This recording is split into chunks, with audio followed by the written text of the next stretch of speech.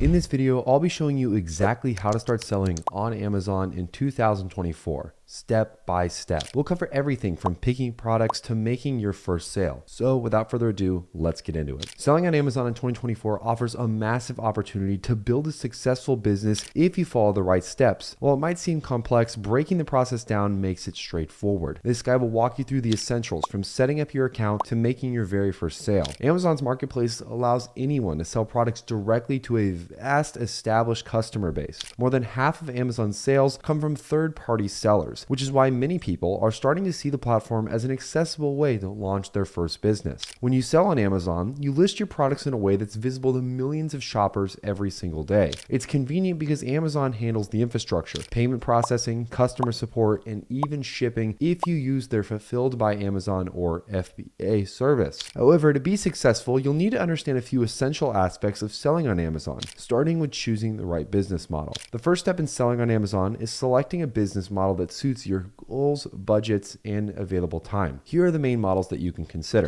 With private labeling, you'll create your own branded products by working with a manufacturer to customize items that you sell under your label. This method gives you control over your brand, but requires a larger upfront investment. If you're looking to build a recognizable brand, private labeling is a pretty solid choice. Wholesaling is another approach where you can buy products in bulk from established brands and resell them on Amazon. This option generally requires a lower upfront investment than private labeling, and it allows you to tap into already recognized brands, although margins may be slimmer. Some sellers get started with retail arbitrage, which involves buying discounted products from physical retail stores and selling them on Amazon for a profit. While this method requires a lot of hands-on work, it has a low startup cost, and it's a good way to learn Amazon's platform with minimal risk. Online arbitrage is also similar, but you source discounted products from online stores. Then there's dropshipping, where you list products from a supplier on Amazon and the supplier ships directly to the customer when a sale is made. This method involves less upfront costs, but often comes with lower margins and a need for strong supplier relationships. Lastly, if you make unique products yourself,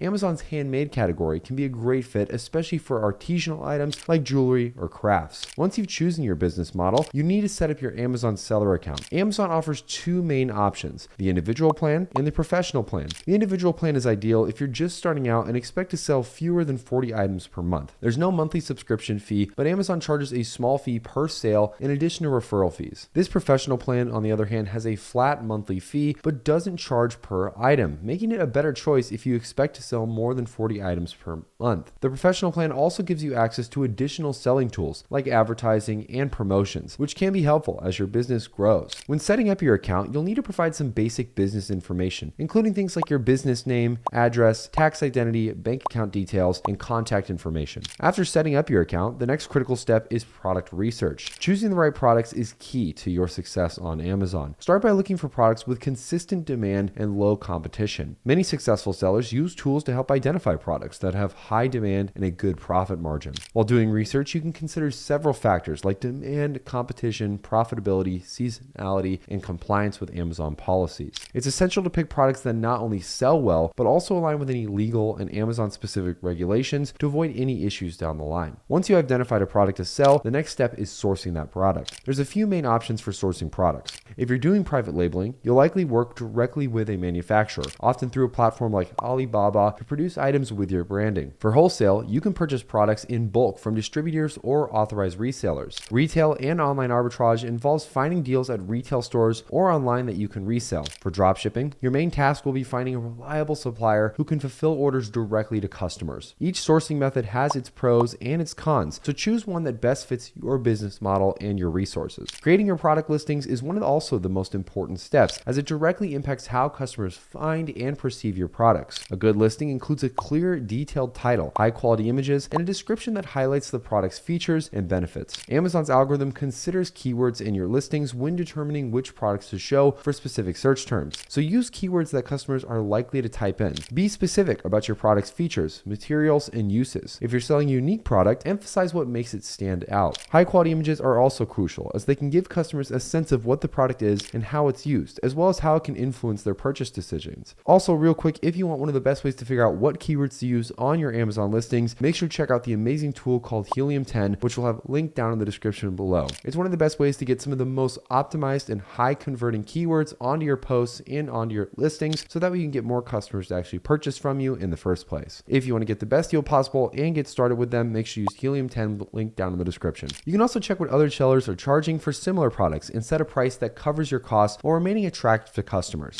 Amazon is a highly competitive marketplace, so even small pricing adjustments can make a difference. When pricing, remember to account for Amazon's referral and closing fees, as well as any costs related to sourcing and shipping. Setting a realistic price from the beginning can help prevent undercutting your profits or pricing yourself out of your market. After creating your listing, decide how you want to fulfill your orders. Amazon offers two main options here. You can either have Fulfilled by Amazon, which is their FBA program, or Fulfilled by Merchant, which is their FBM program. With FBA, Amazon handles storage, packing, and shipping, which can save you a ton of time. Your products are stored in Amazon warehouses, and when a customer places an order, Amazon ships it for you. FBA is convenient, but there are storage and handling fees involved. With FBM, you handle the storage and shipping yourself, which can be more cost effective if you already have a shipping setup. However, FBM requires more hands-on work, as you'll need to manage packaging and delivery. This is usually for more established businesses. Once your listing is live, marketing your product is essential to gain visibility in Amazon's vast marketplace. Amazon offers advertising options like sponsored products, sponsored brands, and sponsored display, which allow you to promote your products in search results and on product pages. Running ads can also be an effective way to drive traffic to your listing, especially when you're just starting out. Setting a small daily budget and testing different ads can help you determine which ad strategy works best for your products. Over time, you can increase your ad spend on well-performing ads to boost sales. Customer reviews are also another critical component of selling on Amazon. Positive reviews help build trust with potential buyers, so it's important to provide excellent customer service, respond promptly to customer questions, and resolve any issues quickly to maintain a good seller rating. You can encourage satisfied customers to leave a review by following up after a sale, but avoid directly asking for positive reviews, as Amazon has strict policies about review solicitation. A strong record of positive reviews